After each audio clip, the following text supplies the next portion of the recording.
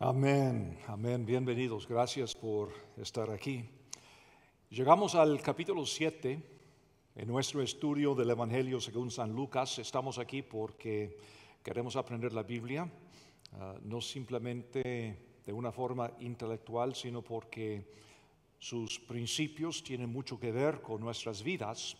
Y aquí estamos en Lucas y vamos a ver los versículos 1 al 10. Y este pasaje es un pasaje que tiene mucha importancia.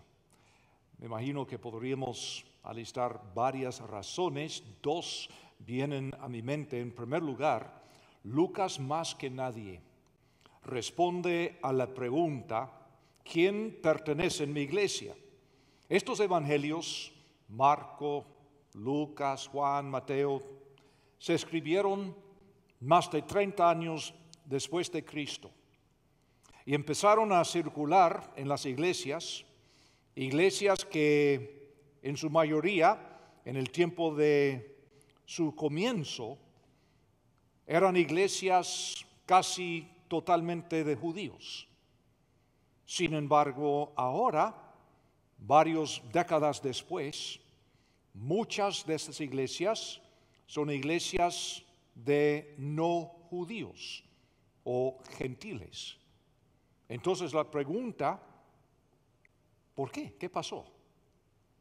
¿Por qué es que el Mesías de los judíos, Jesucristo, murió, fue sepultado y resucitó, y sus primeros seguidores eran en su totalidad judíos?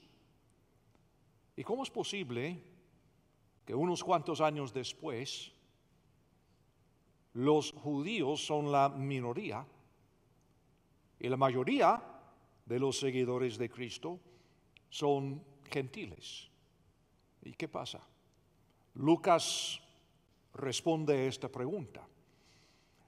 Los judíos y no judíos, adorando juntos al único Dios verdadero, no fue una idea que se le ocurrió a Dios así tardíamente. O sea, algún día Dios dijo: tengo una idea. Vamos a ver qué pasa si los judíos y los gentiles pueden existir en la misma iglesia. No, ha sido su plan desde antes del principio. De hecho, cuando hizo su pacto con Abraham en Génesis capítulo 12, habló de esto. Habló de su gran deseo de bendecir a todas las familias, todas las etnias en el mundo. Entonces, lo que pasa, los judíos habían perdido este concepto de vista y su tradición y religión ahora les impedían alcanzar a los no judíos, porque están pensando únicamente en personas como ellos mismos. ¿Y qué pasó? Lucas deseaba que los gentiles, porque Lucas está escribiendo a gentiles, no judíos. Lucas no es judío, es gentil. Entonces su perspectiva es muy importante para nosotros, quienes somos en la mayoría no judíos. Y Lucas quiere que nosotros supiéramos que Dios siempre ha tenido este propósito de tener una familia en su reino que incluyera a todos los grupos étnicos del mundo. De esto se trata. A veces pienso, ¿y a quiénes marginamos nosotros con nuestras tradiciones cristianas, entre comillas? Porque somos muy buenos para formar nuestra propia cultura y confundir lo que es enseñanza bíblica y lo que es tradición, lo que es preferencia, lo que es cultura. Y a veces me pregunto si nosotros somos culpables de marginar a personas que no son como nosotros, y les damos la idea de que para llegar a Cristo primero tienen que convertirse en personas como nosotros. Y este es el mensaje: no no es necesario. Ahora, una segunda razón por la cual este pasaje tiene tanta importancia, este pasaje tiene conexión íntima con todo lo que Jesús acaba de decir. Todo lo que hemos estudiado en las veces pasadas, este gran sermón en la planicie que Jesús daba a la multitud, y también establece la conexión con todo lo que seguirá de este punto en adelante. Y por eso es muy importante. Y es importante porque en este pasaje todo tiene que ver con dos conceptos bíblicos importantísimos: la gracia y la fe.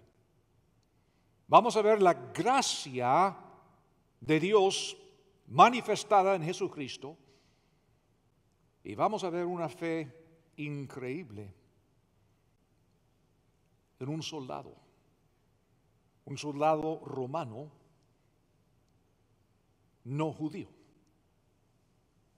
Es un pasaje fascinante. Vamos a leer lo que pasa aquí, comenzando en el versículo 1 del capítulo 7. Después que hubo terminado todas sus palabras al pueblo que le oía, entró en Capernaum. Y el siervo de un centurión, a quien éste quería mucho, estaba enfermo y a punto de morir. Cuando el centurión oyó hablar de Jesús, le envió unos ancianos de los judíos, rogándole que viniese y sanase a su siervo.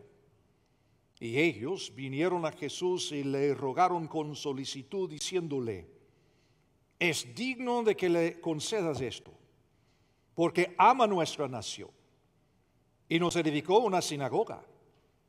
Y Jesús fue con ellos. Pero cuando ya no estaban lejos de la casa, el centurión envió a él unos amigos diciéndole: Señor, no te molestes, pues no soy digno de que entres bajo mi techo, por lo que ni aún me tuve por digno de venir a ti, pero di la palabra y mi siervo será sano. Porque también yo soy hombre puesto bajo autoridad, y tengo soldados bajo mis órdenes, y digo a este: ve y va, y el otro: ven y viene, y a mi siervo: haz esto, y lo hace. Al oír esto, Jesús se maravilló de él, y volviéndose dijo a la gente que le seguía: os digo que ni aún en Israel he hallado tanta fe. Y al regresar a casa, los que habían sido enviados hallaron sano al siervo que había estado enfermo. Dos conceptos: gracia y fe. Vamos a comenzar con la gracia.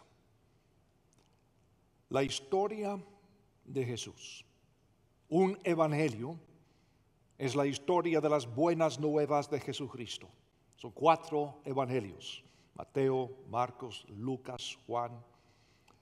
Y la historia de Jesús es la historia de la gracia de Dios. Y Lucas intencionadamente conecta esta historia con el sermón que hemos visto en el capítulo anterior, el capítulo 6, porque dice en el primer versículo: después que hubo terminado todas sus palabras al pueblo, hablando de este sermón. Es decir, hay una conexión, y a la misma vez traslada la escena a Capernaum, una pequeña aldea de pescadores a las orillas del mar de Galilea, que va a ser el centro del ministerio de Jesús, desde ahora hasta el tiempo cuando sale para Jerusalén, sabiendo que le iban a crucificar. Ahora, Lucas, como escritor, no elige esta historia al azar, ni Jesús tampoco iba por allí haciendo milagros al azar. Todo tiene su propósito. Y hemos visto en Lucas un énfasis constante: Jesús es el Mesías prometido. Jesús es el cumplimiento de lo que los profetas judíos han anunciado por años, por siglos. Y Jesús ya había establecido una conexión entre su ministerio y el ministerio de dos profetas judíos muy conocidos, Elías y Eliseo. Y eso lo hizo en Lucas 4:27, por ejemplo. Dijo, y muchos leprosos había en Israel en tiempo del profeta Eliseo, pero ninguno de ellos fue limpiado, sino Naamán el sirio. Un momentito. Los judíos veían a estos dos profetas como pues los máximos. Y cómo es que solo uno fue sanado, limpiado de la lepra, y no era judío, era un sirio, un enemigo natural de los judíos. Pero se les pasó por alto a los líderes religiosos cuando Jesús dijo esto en capítulo 4. Pero qué interesante ahora ver mucha correspondencia entre las dos historias. Las historias de Elías y Eliseo y lo que pasa aquí en el capítulo 7, por ejemplo. Aquí en Lucas capítulo 7, un líder gentil muy respetado, este centurión romano, envía delegados a Jesús pidiendo su ayuda en el caso de una enfermedad grave. En Segundo de Reyes capítulo 5, un líder gentil muy respetado, Naamán, oficial del rey, llega buscando al gran profeta de Israel porque tiene enfermedad de gravedad. En Lucas capítulo 7 vemos la intercesión de ancianos judíos diciéndoles, Señor, es digno, este tipo es digno. En Segundo de Reyes capítulo 5 es una muchacha judía, esclava en Siria, quien intercede por su maestro, su amo, Naamán. En Lucas capítulo 7 vamos a ver una sanidad de una enfermedad mortal. En Segundo de Reyes capítulo 5 lo mismo, una sanidad de una enfermedad mortal. Y en ambos casos hay un principio muy importante. La gracia de Dios no es tan solo para personas como nosotros. La gracia de Dios es también para personas que no son como nosotros. Y esto no es nada nuevo, como les dije, y siempre ha sido así.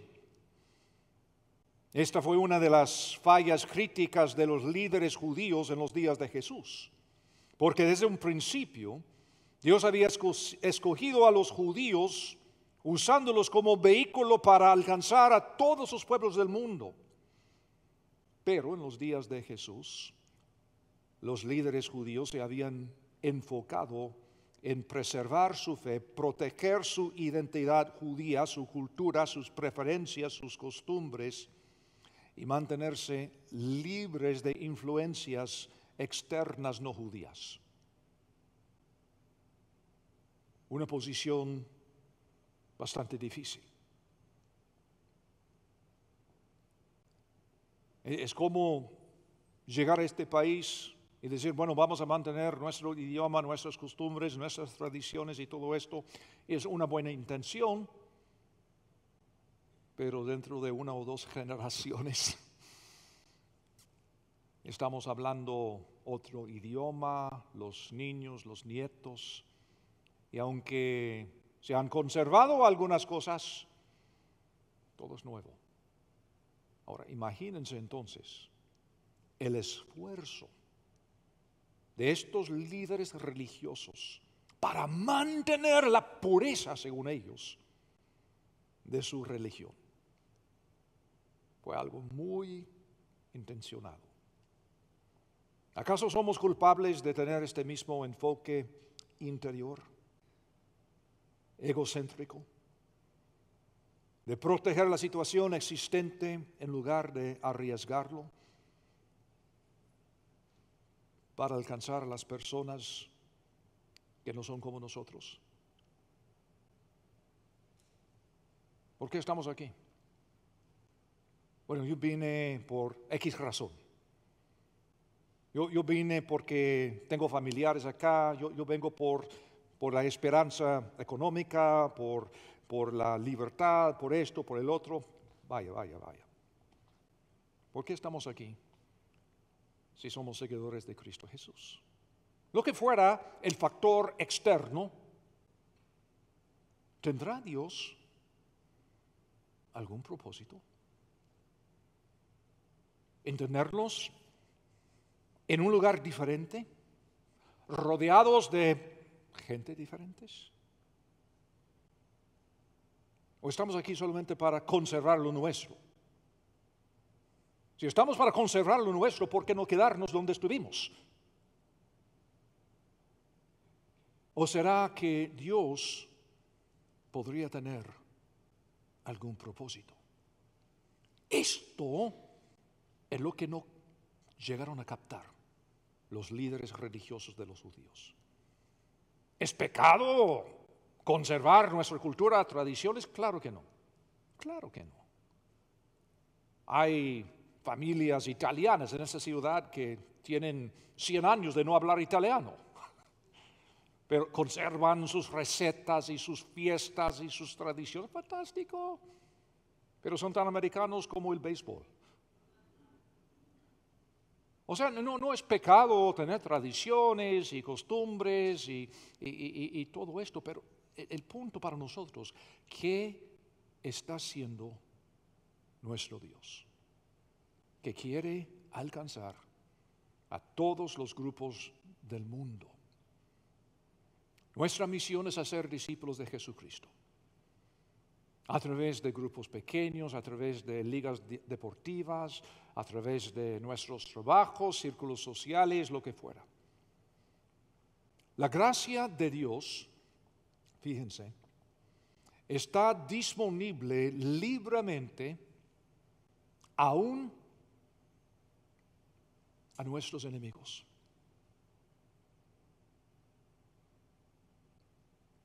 Y aquí tenemos uno de los puntos más importantes de este pasaje. La gracia de Dios está disponible aún para los fanáticos de ISIS.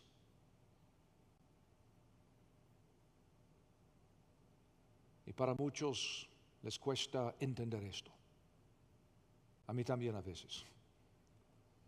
Pero miren lo que tenemos aquí. Este hombre es un centurión romano, no es un judío.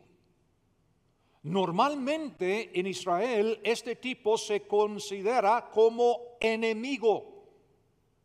Es un romano y representa un oficial del ejército que había traído opresión a los judíos, que estaba ocupando su tierra, que Dios mismo les había dado. Y este romano, representa un oficial de ellos. Muy interesante, que justo después de que Jesús enseña, como lo vimos en el capítulo 6, que debemos amar a nuestros enemigos, justo después tenemos esta historia. Versículo 1, capítulo 7. De un centurión romano, enemigo natural de los judíos, quien recibe la gracia de Dios y quien demuestra más fe que cualquier judío. Qué interesante. No es necesario ser un conocedor de la religión para recibir la gracia admirable de Dios. No importa quién sea usted, que haya hecho o no haya hecho, la gracia de Dios está tan cerca de ti como tu corazón y tu boca. Es la enseñanza de Romanos 10:17. Hay otro principio que podemos ver en la Biblia.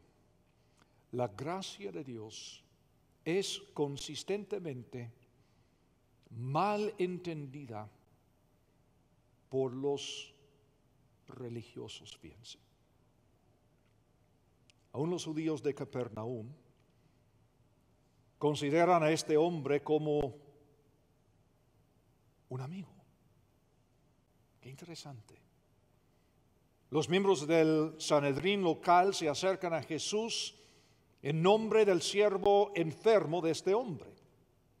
Y estos líderes judíos apelan a Jesús no sobre la base de la gracia de Dios, sino tratando de argumentar que este hombre era digno de ser atendido. Son judíos, son religiosos y no tienen idea de lo que es la gracia de Dios. Y cuando llegan a Jesús, haciendo intercesión por el siervo de este centurión, apelan a su carácter, a sus obras, pero no entienden nada de la gracia de Dios. Señalan dos características sobresalientes acerca de este hombre. Primero, ama a los judíos, cosa rara entre los romanos. Ama a los judíos, y dos, les construyó una sinagoga en Capernaum. A propósito, para que sepan que estamos hablando de gente real, esta sinagoga se ha hallado por los arqueólogos y uno puede ver hasta el día de hoy los restantes de esta sinagoga. Están allí en Capernaum hasta hoy. ¿Hay alguna cosa en la vida tuya que te impide comprender la gracia de Dios?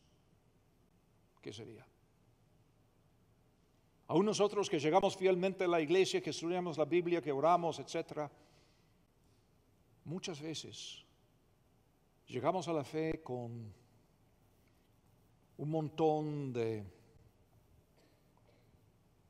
problemas, prejuicios, experiencias, traumas, qué sé yo. Y nos es difícil comprender lo que es la gracia. Y puede ser que toda la vida estuvimos luchando para ganar el favor de los padres, los abuelos, los maestros, los compañeros.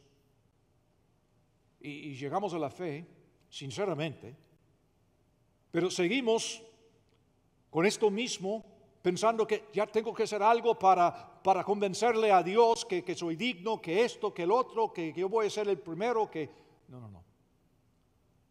Aquí estamos hablando de la gracia.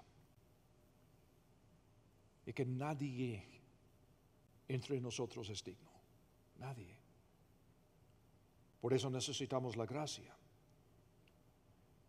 Y la cosa interesante en cuanto a este centurión romano es el hecho de que se dice que es una buena persona. Punto. La gente buena necesitan de la gracia de Dios exactamente como la gente mala. Y este es el punto. Este centurión, evidentemente, es un buen hombre. Se puede decir que es un hombre extraordinario. Ama a un siervo que trabaja para él.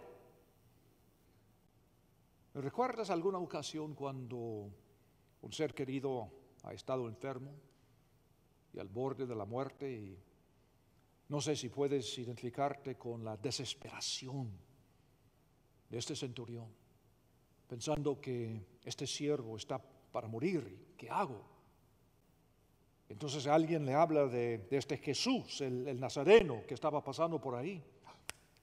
Eso es, desesperado, haría cualquier cosa. Este centurión oye acerca de Jesús, envía una delegación de miembros del Sanedrín para pedirle a Jesús que venga y sane a su siervo.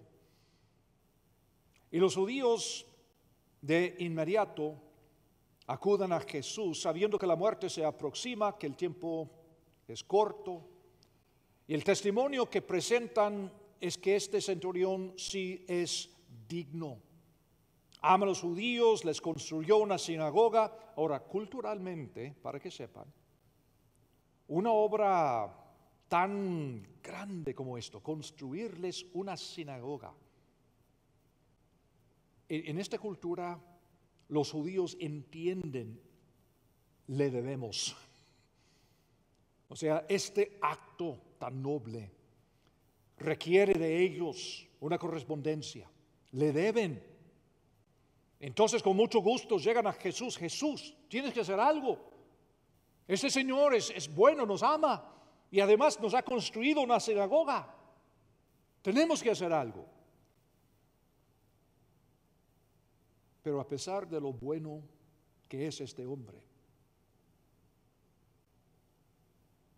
él llega a reconocer su necesidad de Jesús. Tal vez te consideras una buena persona, pero aún así necesitas a Jesús. Ahora, la gracia. ¿Qué podemos decir en cuanto a la fe? La fe comprende el concepto de señorío. Veamos el versículo 6 de nuevo. Porque lo que sucede crea un problema. Jesús fue con ellos, pero cuando ya no estaban lejos de la casa, el centurión envió a él unos amigos diciéndole: Señor, no te molestes, pues no soy digno de que entres bajo mi techo. Ahora, conociendo el contexto, la cultura, hay algo importante. Si Jesús entra a la casa, según la ley, Jesús se queda ceremonialmente inmundo. Eso no se permite. Ahora, Jesús seguramente no teme esto. Hacía poco él tocó a un leproso en el capítulo 5, pero parece que el centurión es el que anticipa este problema, porque él también es una persona no ignorante de las costumbres y la ley de los judíos y sabe que si Jesús entra a su casa, Jesús queda inmundo según la ley. Entonces, justo antes de que Jesús llegue a la casa, el centurión envía una delegación a interceptarle, y esta vez se menciona que eran unos amigos, probablemente otros romanos, no sabemos. Al parecer se buscaba evitar que Jesús entrara a la casa para no ocasionarle este problema. Hay algo más. El centurión envía un mensaje a través de sus amigos que incluye una palabra sorprendente: Señor. El centurión le llama Señor.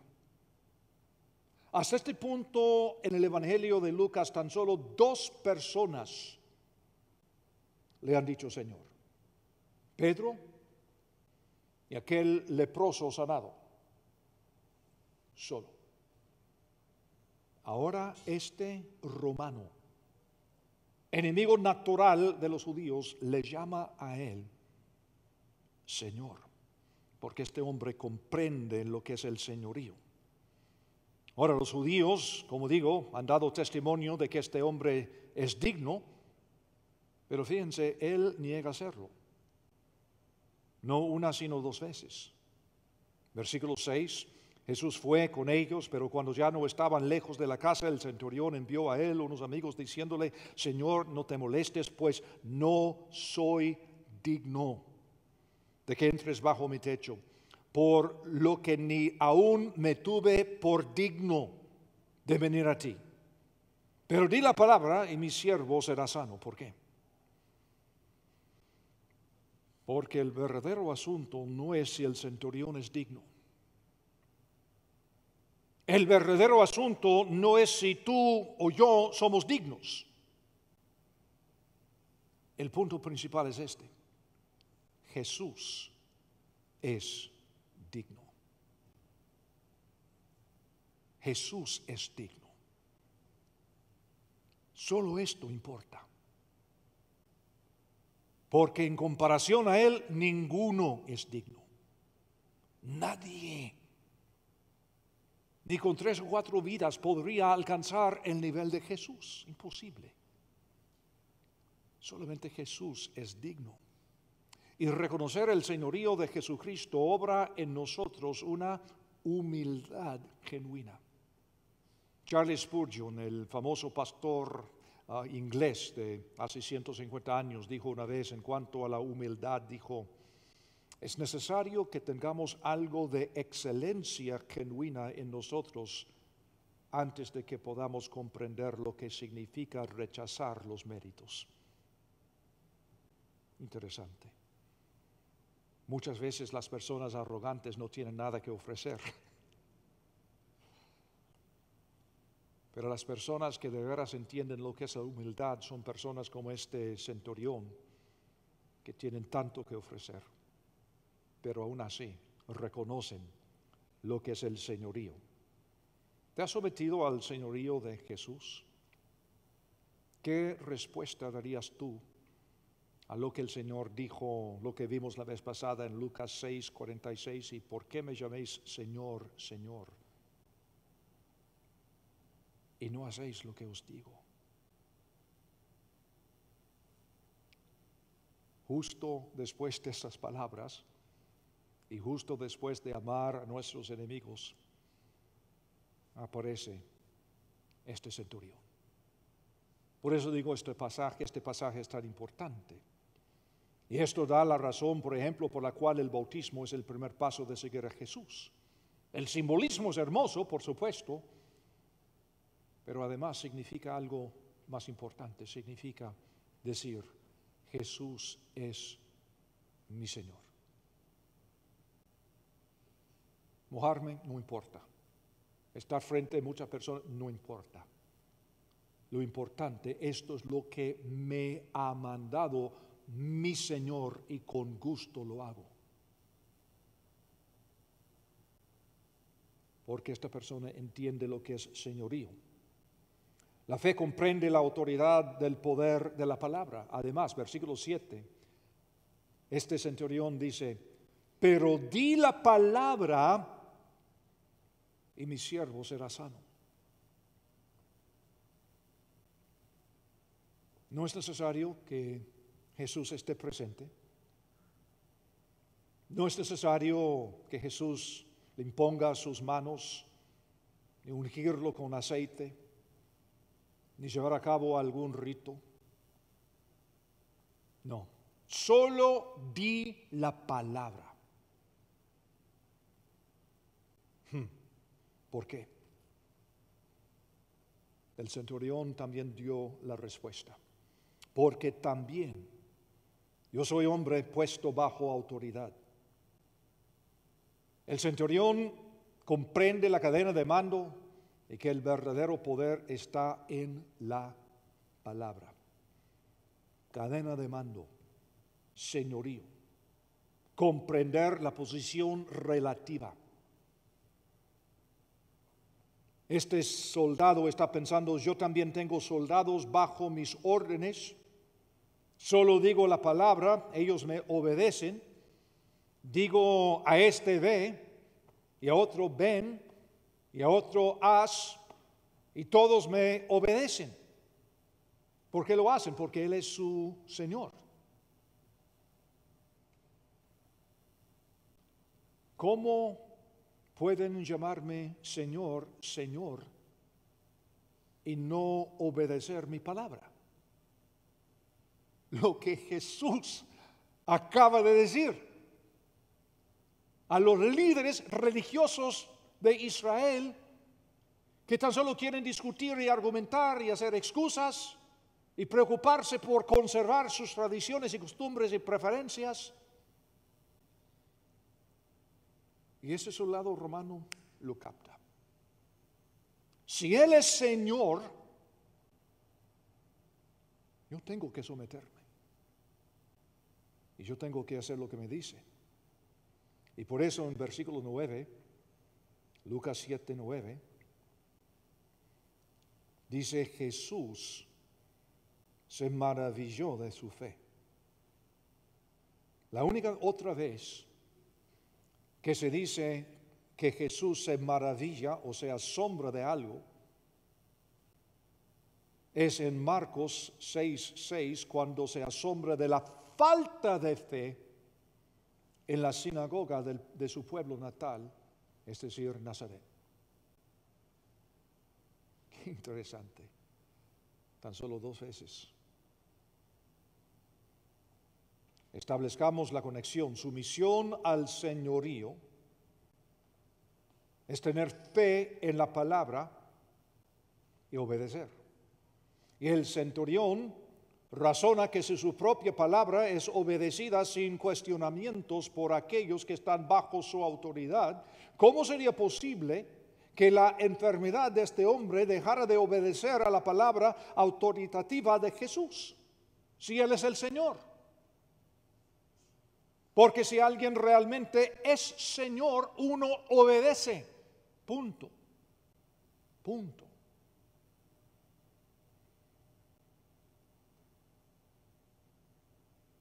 Por eso es tan difícil entender a veces cuando personas hablan diciendo que son cristianos, que son seguidores de Jesús, que Jesús es mi Señor, que creo en Dios, que creo en la Biblia y todo eso, y no hacen lo que Dios claramente ha dicho. El centurión está diciendo: no es posible. De acuerdo. Y es también lo que Jesús acaba de decir. ¿Por qué me llamas Señor, Señor y no haces lo que te digo? ¿Cómo es esto? No es posible. Todo empieza no con nuestros méritos, si somos dignos o no. Todo comienza con Jesucristo. ¿Es quien dice ser? Si lo es, Él es Señor. Y si Él es Señor, no tenemos el lujo de decirle que no, o esperar, o dame tiempo.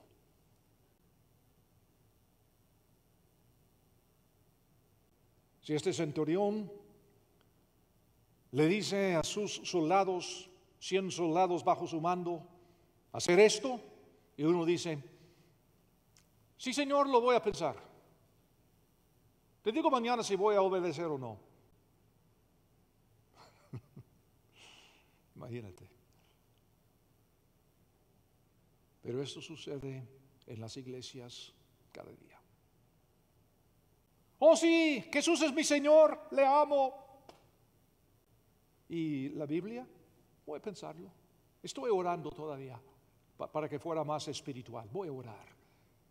Siempre estoy orando, si me bautizo, si ofrendo, si testifico y todo esto. Estoy orando y posiblemente el Señor me dé paz en algún momento. No, el Señor no te da paz, el Señor te ha dado un mandamiento. ¿Y Él es Señor o no lo es? Este es el mensaje de este pasaje tan importante. Padre Santo,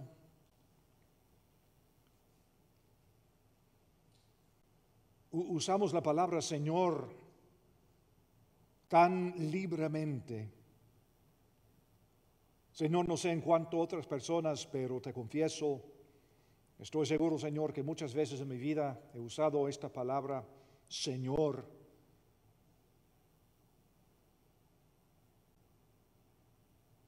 sin que fuera una realidad.